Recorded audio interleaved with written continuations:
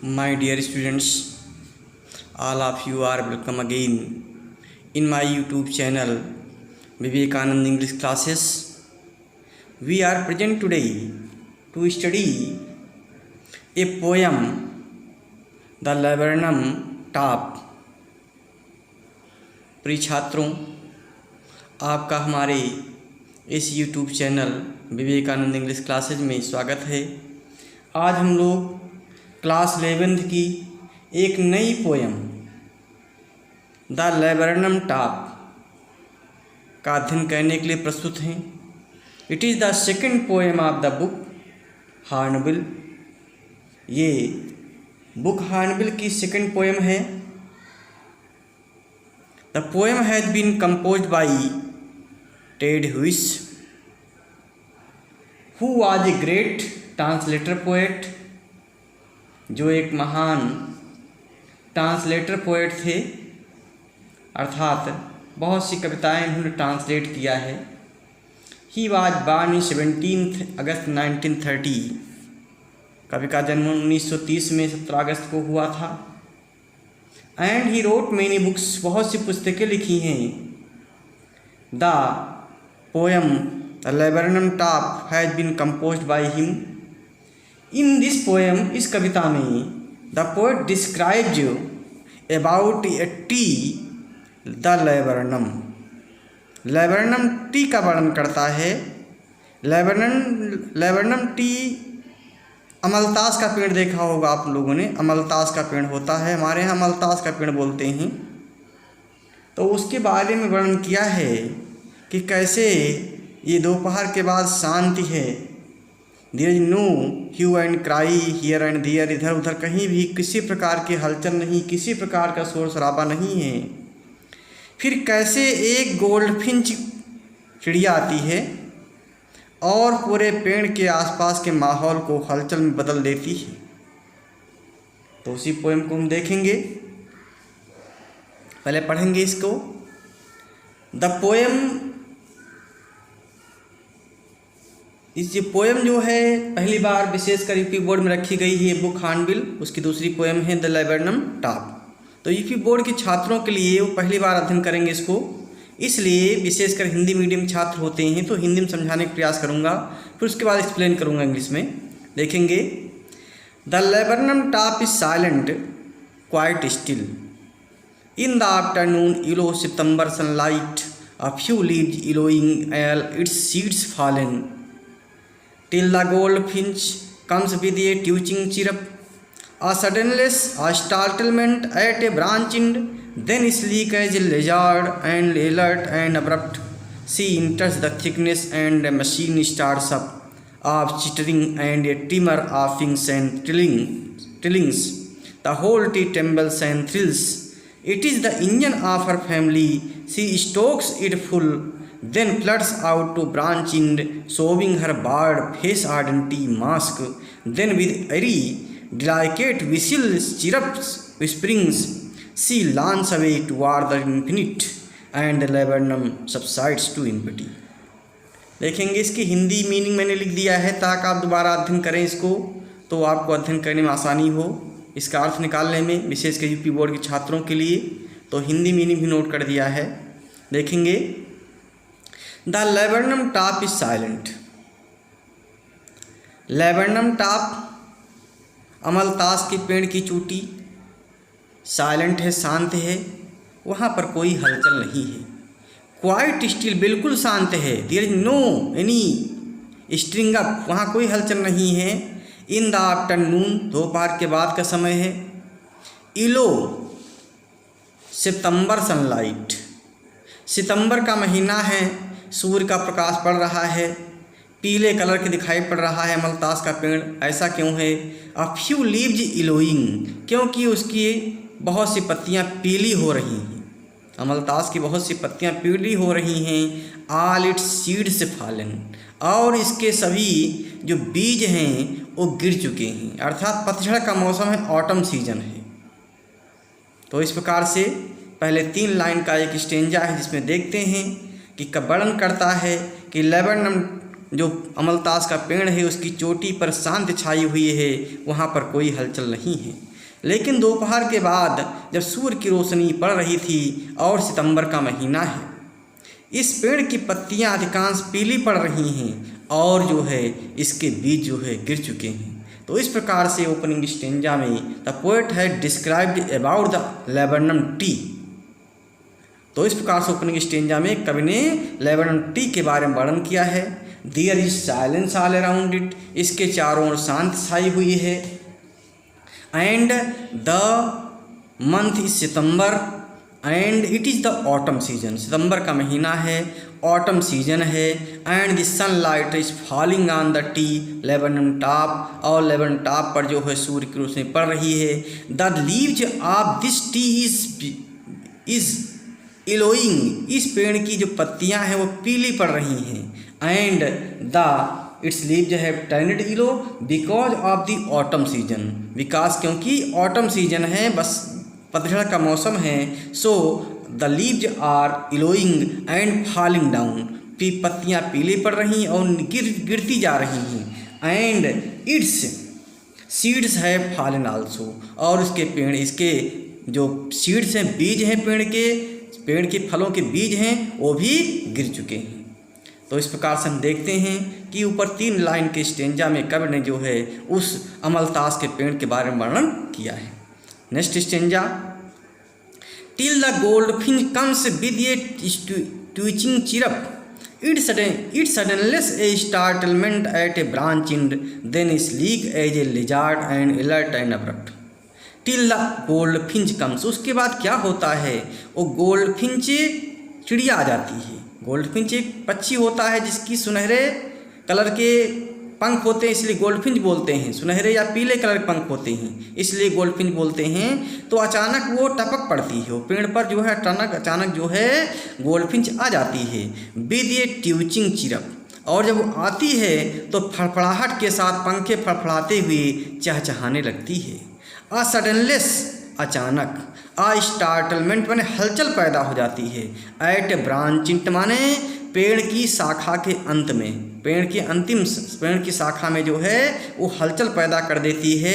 जब ये गोल्डफिन पक्षी आता, चिड़िया आती है तो फड़फड़ाहट के साथ चहचहाने लगती है और अचानक जो है चारों तरफ जो है हलचल पैदा कर देती है और ब्रांच के इंड में भी हलचल पैदा कर देती है। Then sleek as a lizard, उसके बाद एक छिपकली के समान शांत मुद्रा में चिकनी दिखाई पड़ती हुई। एंड ये अलर्ट मैंने सतर्क होती हुई। एंड अब्रप्ट मैंने अचानक, मीनिंग में नोट कर दिया। अलर्ट में सतर्क जानते ही हो, अब्रप्ट में अचानक होता है। अब्रप्ट और स्लीक मैंने चिकना होता है, चुपके से होता है। चुपके से एक लिजर्ड की तरह, छिपकली की तरह जो है छिपकली जो है चुपके से, यहाँ चिड़िए गोल्डफिंच की तुलना जो है कंपेरिजन जो है छिपकली से किया गया है, क्योंकि चिड़िया जो है जो गोल्डफिंच है वो बहुत शांति से आती है। And it look like smooth like a lizard, और इस लिजर्ड के समान जो है चिकनी या फुर्ती से दिखाई पड़ती है, चुपके से दिखाई पड़ती चलती हुई। एंड अलर्ट, सतर्क रहती है। एंड अब्रप्ट, सडनली माने अचानक आ जाती है। तो यहाँ पर देखेंगे हम, यहाँ तुलना की गई है लिजर्ड से और गोल्डफिन की तुलना की गई है। छिपकली देखा होगा, विशेषकर जो चलती है तो बहुत चुपके से चलती है और सावधान मुद्रा में चलती है और अचानक चल देती है किसी पर आक्रमण करने के लिए, अपने शिकार पकड़ने के लिए। लेकिन यहाँ जो गोल्डफिंच वो शिकार नहीं पकड़ रही है, शिकार इससे तुलना की शिकार नहीं पकड़ रही है, बल्कि चुपके से आ रही ताकि कोई दूसरा जानवर पक्षी देख ना पाए। क्यों आ रही चुपके से, देखिए यहाँ पर आगे समझ में आएगा। सी इंटर्स द थिकनेस, वो घने पेड़ में घुसती है, प्रवेश करती है। घना पेड़, वहाँ पर उसका घोंसला है, घोंसले में उसके बच्चे हैं, इसलिए चुपके से आती है ताकि उसको कोई प्रेडेटर देख न ले, कोई जो है शिकारी पक्षी देख न ले और उसके बारे में उसके नेस्ट के बारे में जानकारी ना हो जाए, इसलिए वो चुपके से जो है अचानक जो है आती है। एंड मशीन स्टार्ट्स, और वो मशीन प्रारंभ हो जाती, मशीन शुरू हो जाती, मशीन जाती। आप चिटरिंग माने चहचहाने की, वहाँ पर एक प्रकार की मशीन जो है पैदा हो जाती चहचहाने की। मशीन कौन है, मशीन यहाँ पर उसके नेस्ट में बैठे हुए उसके चिक्स हैं, बच्चे हैं, क्योंकि घोंसले में बच्चे बैठे हुए हैं। जब वो अपनी माँ को देखते हैं तो अचानक जो है चहचहाने लगती है। अनेक जो पक्षी उसके जो बच्चे हैं, अनेक कई बच्चे हैं, वो चहचहाने लगती हैं। तो एक प्रकार से मशीन के समान उसकी चहचहाने की आवाज़ सुनाई पड़ने लगती है। और ये पक्षी गोल्डफिंच क्या है, इंजन है उसका। जिस प्रकार से मशीन इंजन जो है मशीन चलाता है, उसी प्रकार से ये गोल्डफिंच पक्षी जो है अपने नेस्ट रूपी मशीन को जो है स्टार्ट कर देती है। देखिए आगे, तो and then sleek as lizard and alert and abrupt she enters the thickness and machine starts up of chittering, माने चहचहाने की आवाज़ जो है उसके घोंसले में बैठे हुए जो उसके बच्चे हैं वो करने लगते हैं। एंड ट्रिमर ऑफ विंग्स, और पंखों में कंपन पैदा होती है। एंड टिलिंग माने उसके चहचहाने की आवाज़ में भी कंपन पैदा होती है। टिलिंग माने स्वर कंपन होता है, और ट्रिमर माने विंग्स, ट्रिमर ऑफ विंग्स में पंखों में कंपन पैदा हो जाती है, वाइब्रेटिंग पैदा हो जाती है। The whole tree trembles and thrills, और उस प्रकार से ऐसा वातावरण पैदा होता है मानो पूरा पेड़ जो है कांपने लगता है और पूरा पेड़ रोमांचित हो जाता है। इस प्रकार से गोल्डफिंच के आने से जो है, जो एक प्रकार के इंजन के समान है, जो अपने नेस्ट रूपी मशीन को स्टार्ट कर देती है और नेस्ट में बैठे हुए उसके बच्चे जो है वो चहचहाने लगती है, और चारों तरफ जो है कि ऐसी हलचल पैदा हो जाती है कि मानो पूरे पेड़ जो है कांप रहा होता है और पेड़ भी रोमांचित हो जाता है उसके आने से। It is the engine of her family, ये उसके परिवार का इंजन है। कौन? नेस्ट। नेस्ट और उसमें बैठे हुए उसके बच्चे जो है एक प्रकार के इंजन के समान है, और जो गोल्डफिंच पक्षी है वो एक प्रकार से जो है वो गोल्डफिंच पक्षी जो है वो इंजन समान है, और उसमें बैठे हुए जो पक्षी हैं वो मशीन समान है।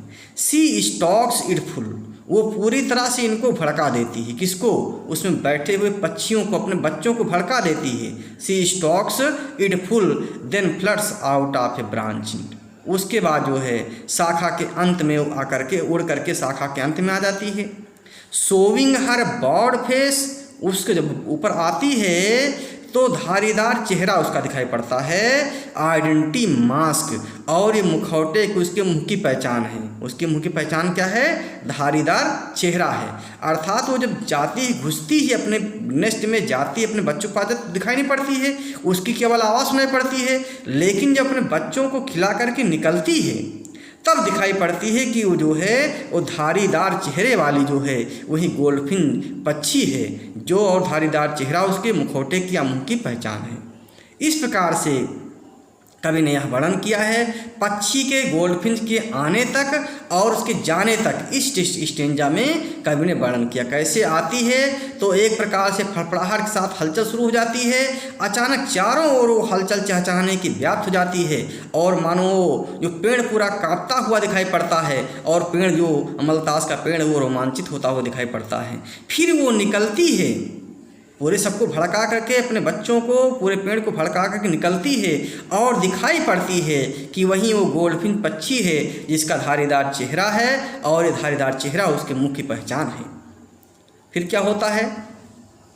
Then the eri डिलाइकेट whistle syrup whispering, उसके बाद अलौकिक कोमल, इरी माने अलौकिक या डरावना होता है, डिलाइकेट कोमल या सॉफ्ट होता है। विसिल सिरप विस्परिंग, विसिल माने सीटी वाली चहचहान सुनाई पड़ती है। विसिल सिरप सीटी वाली चहचहान सुनाई पड़ती है, चहचहाने की आवाज़। विस्परिंग माने फुसफुसाहट या सरसराहट, क्योंकि जब वो उड़ती है तो सरसराहट की आवाज़ सुनाई पड़ती है। जब गोल्डफिंच स्काई में या हवा में उड़ती है तो सरसराहट या फुसफुसाहट की आवाज़ सुनाई पड़ती है। सी लॉन्च अवे, माने वो उड़ान भरती है। लॉन्च में उड़ान भरना होता है, फ्ली अवे, तो वो उड़ान भरती है टुवार्ड द इन्फिनिट, माने अनंत की ओर। अर्थात अनंत से तात्पर्य यहाँ क्या है? स्काई से है। वो आकाश की ओर उड़ान भर लेती है, अर्थात आकाश की ओर उड़ करके अपने बच्चों को खिला करके चली जाती है। And laburnum subsides to empty, और उस अमलतास के पेड़ के आसपास पुनः शांति छा जाती है, और वहाँ पर सन्नाटा या सुनसान हो जाती है, पुनः पहले जैसी स्थिति पैदा हो जाती है। तो इस प्रकार से कवि ने वर्णन किया है। पुनः हम देख लेंगे इसको अंग्रेजी में।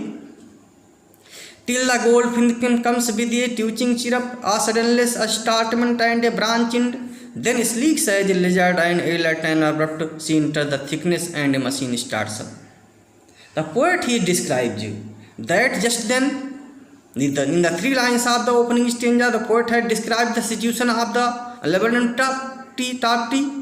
पहले 3 लाइनों में जो है हमने वर्णन किया लेबरन टॉप के पेड़ का वर्णन किया है, उसके शिखर का वर्णन किया है, कैसे उसका शिखर है, पेड़ का शिखर है, शांत है, वो वाइट है, बिल्कुल शांत है, लेकिन दोपहर बाद जो है सितंबर का महीना है और कैसे उसकी पत्तियां गिर रही होती हैं, इसका वर्णन किया है। फिर देखते हैं आगे। In the second stanza the poet says that the goldfinch has her nest in the T because the goldfinch nest is in the T in the thick of the leaves of the T. पेड़ के अमलतास के पेड़ के चारों पेड़ के जो घने पत्तियों के बीच में उसका घोंसला स्थित है। And the birds goldfinch alights in the laburnum tree making sharp high pitched teaching children she is making sharp high pitched तीव्र आवाज़ पैदा करती हुई, चहचहाने की आवाज़ पैदा करती हुई पक्षी गोल्डफिंच आती है। The goldfinch has her nest in the T because its nest in the T in the thickness of the leaves. उसकी पत्तियों की घने में जो उसका जो घोंसला स्थित है।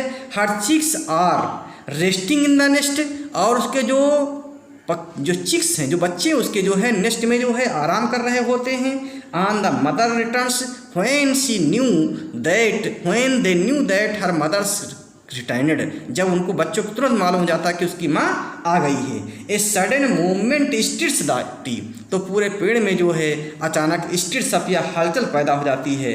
Her little ones are excited on the her arrival her little ones are excited उसके बच्चे जो हैं एक्साइट हो गए हैं। बिकॉज दे आर हंग्री क्योंकि भूखे हैं। And so they are excited for her arrival of her mother and they start chirping और वह जो है चहचहाना शुरू कर देते हैं। The cautious mother enters the tree देखिए the cautious mother then she sleek as lizard and alert and abrupt. यहाँ पर जो है गोल्डफिन पक्षी बहुत चुपके से छिपकली के समान प्रवेश करती है, सतर्क होकर के अचानक प्रवेश करती है। Because she is careful that no predators came to know about its nests and its chicks क्योंकि कोई वो चाहती है कि कोई वो जो है चाहती है कि कोई जो प्रेडेटर या कोई दूसरा पक्षी उसको जान ना पाए कि उसके घोंसले में बच्चे वहाँ पर हैं। So she enters like lizard alert and abrupt इसलिए जो है अचानक जो है छिपकली के समान चुपके से प्रवेश करती है, सतर्क होकर प्रवेश करती है। She enters the thickness of the leaves of the tea there where its nest is situated जहाँ पर उसका घोंसला स्थित है। and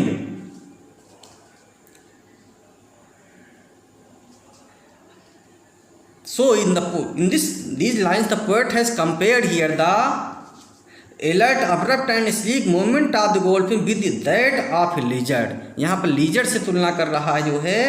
the goldfinch has been called the engine of her family goldfinch को जो है अपने जो परिवार का इंजन कहा गया है। Just as engine starts up young the machine just as engine starts up the machine जिस प्रकार से इंजन मशीन को शुरू करता है, मशीन को चलाता है। Like that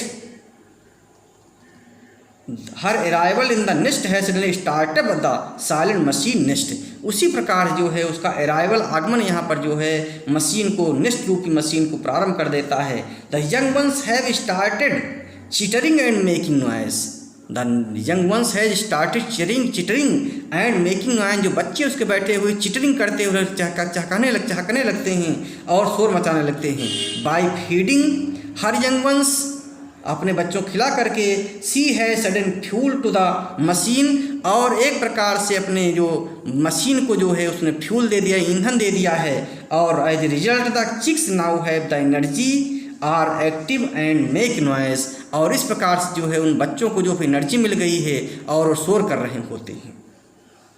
after feeding her chicks अपने बच्चों को खिला करके the goldfinch flies up and rest in the end of the branch of the tree और जो है वो अपने बच्चों को खिला करके she floods out to branch end she comes out and the sits on the ends of the branch of the tree उस पेड़ की शाखा के ऊपर अंतिम छोर पर बैठ जाती है। And her identity concealed behind the yellow flowers और उसकी जो है पहचान मालूम देती है कौन है वो, that the bird face identity mask and in this way she is recognized at the goldfinch which had the bird faced and that is the identity of the goldfinch। उसका बर्ड फेस है जो उसकी पहचान है।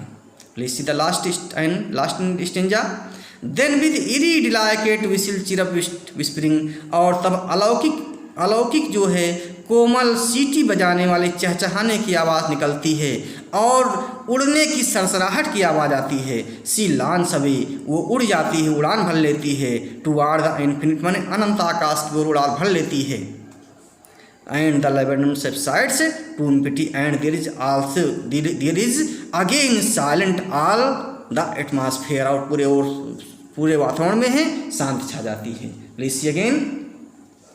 After some time, कुछ समय बाद, the goldfinch makes a strange sharp high pitch sound. जो गोल्डफिंच है वो एक प्रकार की स्ट्रेंज और हाई पिच साउंड पैदा करती है, बोलती है। Then she flies away towards the sky, infinite sky. उसके बाद जो है वो अनंत आकाश की ओर उड़ जाती है। The laburnum tree become silent again and there is all around the silent, और चारों ओर शांति छा जाती है। The laburnum tree become silent again after the departure of the goldfish, और उस गोल्डफिश की डिपार्चर करने के बाद जो शांत हो जाती है।